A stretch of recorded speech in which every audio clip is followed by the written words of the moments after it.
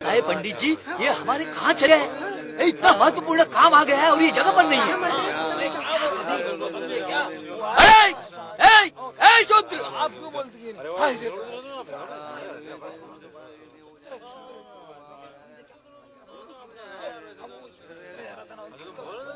शूद्र, मेरी प्रदक्षिणा किए बिना और वंदना किए बिना तू जा रहा था? क्या व्यवस्था के रीति रिवाज भूल गया तू? ए शूद्र, कहाँ जा रहा है तू? है? तेरी मती मारी गई है क्या? हमारे ब्राह्मण जी की गाय मरी पड़ी है। घर चल और उसे उठा लिया। जब गाय जीवित थी तो तुम्हारी और मर गई तो मेरी। गोदान तुम लेते हो, गाय का दूध तुम पीते हो और मरी गाय मैं उठाऊं?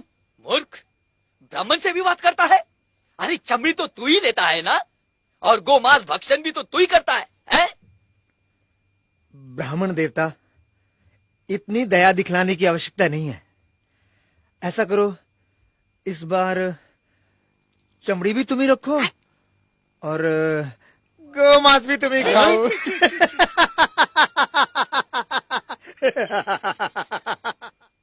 उस शूद्र का इतना दुस्साहस कि ब्राह्मण की आज्ञा की अवहेलना करे।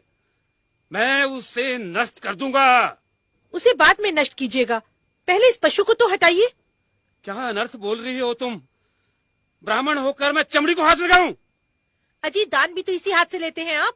पंडिताइन, क्रोधित क्यों होते हैं? क्रोध करना है तो उन शूद्रों पर कीजिए, शूद्रों पर जिनकी अचानक मति मारी गई है। वो सब विश्राम करेंगे और हम सब कार्य करेंगे। हाँ।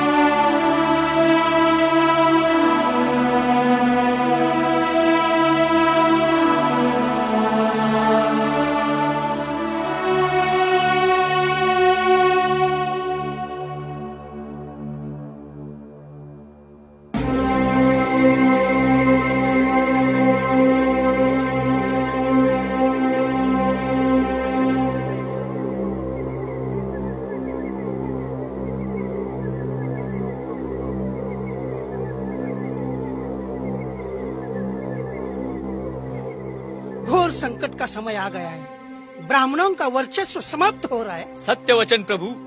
सूर सुरा सुंदरी क्या दीन थे, अब तो सब कुछ एक स्वप्न सा प्रतीत हो रहा है। पहले हम इन शूद्रों को अपने से दूर रखा करते थे, लेकिन अब वही हमसे दूर रहने लगे। शूद्र हमारी सेवा करते थे, आजकल वो अपने स्वयं के काम काज करने लगे हैं। अध्ययन कर रहे हैं वो लोग। भाषा और ज्ञान जिसका हमें पैतृक अधिकार था, उसे भी ये शूद्र छीन ले जाएंगे। इतना ही नहीं, वर्ण व्यवस्था समाप्त करने के लिए वे गोष्ठियां भी कर रहे हैं। वैदिक धर्म की वर्ण व्यवस्था पर गौतम बुद्ध ने कुठाराघात किया है। समस्त आर्यावर्त में ऊंच नीच का भेदभाव समाप्त हो रहा है। विचार करो, अगर कोई नीच ही ना रहे तो हम ऊंच कैसे रहेंगे? खुद सत्य कह रहे हैं आप। सत्य वचन प्रभु, सत्य वचन। इस तरह से तो हमारे अस्तित्व पर ही प्रश्न चिन्ह लग गया है। इस विपदा से हमें एक ही महापुरुष बचा सकते हैं, वो है हमारे मनु महाराज। उचित कह रहे हैं आप। चलो चलो चलते हैं, चलिए चलते हैं।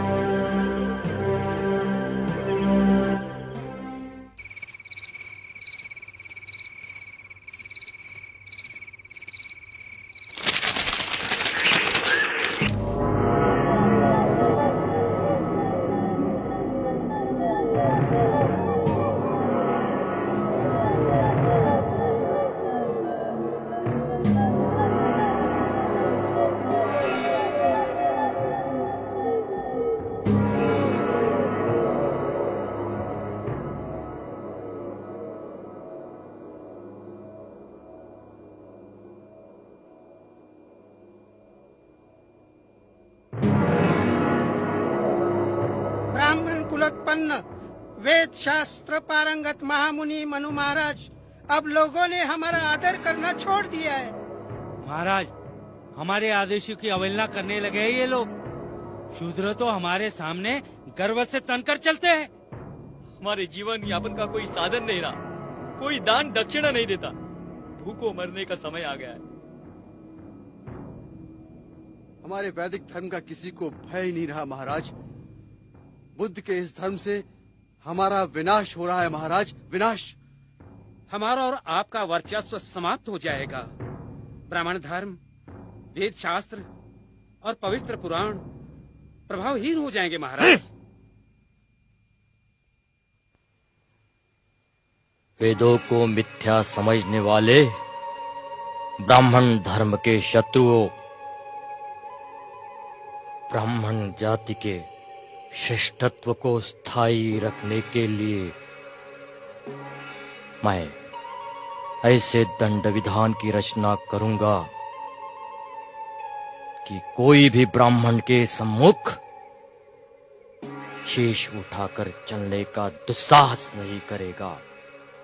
मैं मनु वेदों को प्रमाण मानकर ऋषि परंपरा के वचनों को नियमबद्ध करता हूं।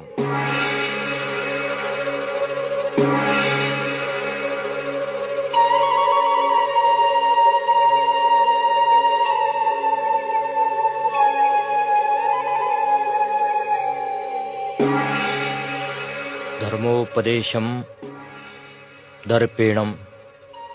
शूद्र अगर गर्व से उपदेश करता हो तो राजा उसके मुख एवं कान में उबला हुआ तेल डाल दे। वक्रे श्रोते च पार्थिवा।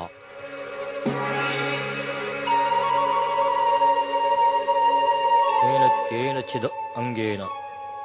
शूद्र जिस अंग से ब्राह्मण को प्रहार करे उस अंग को छेद दिया जाए। तत्देवस तन्मनोरम शासनम।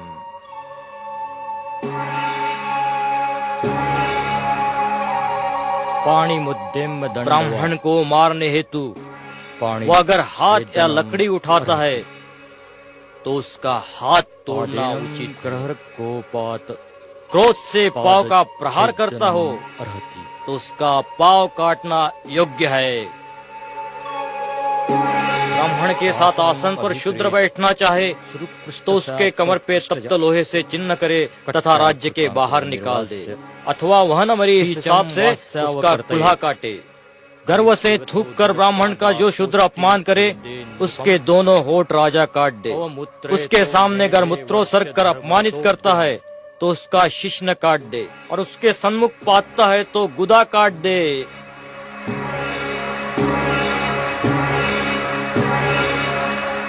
सुनो सुनो सुनो, हमारे राजा का ऐलान सुनो। हमारे राज्य में धर्म रक्षा, सामाजिक समृद्धि और सामाजिक समरसता के लिए मनु का दंड विधान लागू किया गया है। जो चातुर्वर्ण की रक्षा के लिए निर्मित विधान का पालन नहीं करेगा उसे कठोर से कठोर दंड दिया जाएगा। शूद्र यदि किसी ब्राह्मण के साथ दुर्व्यवहार करे उसे बोलते हुए तेल की कढ़ाई में डाल दो।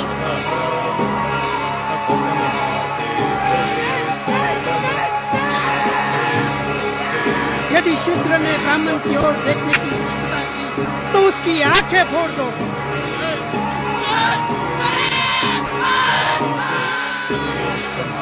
शूद्र यदि छिपकर भी वेदों का पाठ सुनता हो तो उसके कान में उबलता हुआ तेल डाल दो।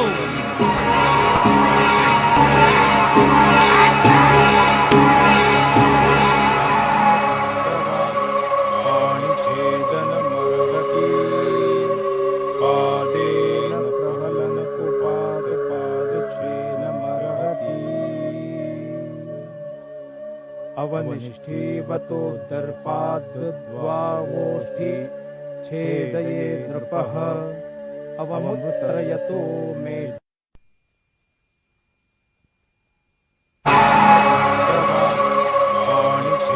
पाणिछेदनमर्हति।